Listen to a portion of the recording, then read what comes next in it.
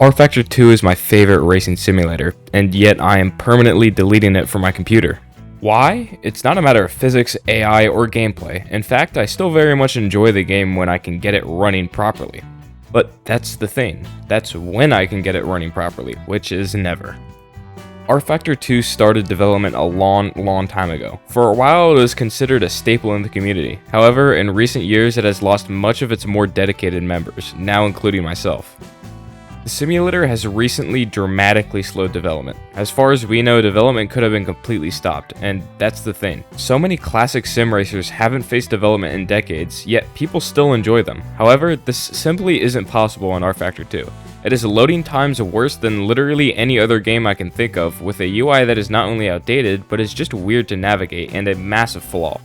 Just getting out on track is another issue itself. Any sim racer knows that it is impossible to be anywhere near one's max potential without force feedback, and oh, how getting force feedback in this game is such a pain. I literally have to spam the reset force feedback button for sometimes like 3 minutes before my force feedback turns on. What's more is that if I accidentally press it again, which is very easy to do since I have to spam the button, it turns it back off and I have to do it all over again. Then, every single time you go back to pits or transfer between practice and quali or from quali to race, it resets yet another time. Sometimes I can't get the force feedback on before the race starts.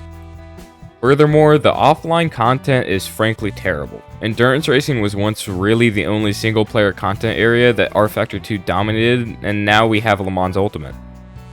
Not only that, but offline play is extremely dull in rFactor 2. There are no championships, difficult to work with multi-class systems, and AI that does not reflect real-life drivers. It's basically AMS2 offline if you strip away everything that's good about it.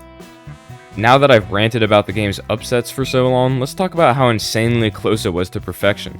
Seriously, all it would have taken was to put that updated tire model they have on all the GTEs and LMP2s on every car, which would have fixed the only major physics problem. A little fixing to the AI, a new menu, slightly faster loading times, and a fix to that force feedback bug would pretty much solve everything.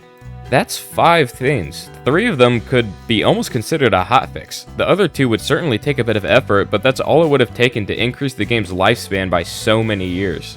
I frankly think motorsports games could have pulled so much better from this game. The previous owners were hard at work to perfect a great racing simulator that many could enjoy. They were clearly passionate, and although they were a very small team, their hard work was clear. Motorsports games, on the other hand, seem to really only be in it for the cash. They released just about everything new as a DLC and pretty much abandoned a game with amazing potential.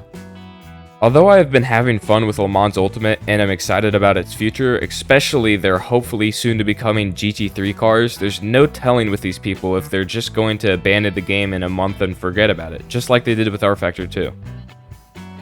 Overall, this seriously could have been the greatest racing game of the era, and it is such a disappointment that it wasn't. If you enjoyed the video, make sure to like and or subscribe. If you would like to support the channel further, check out the links in the description. I'll see you all on the track. Peace.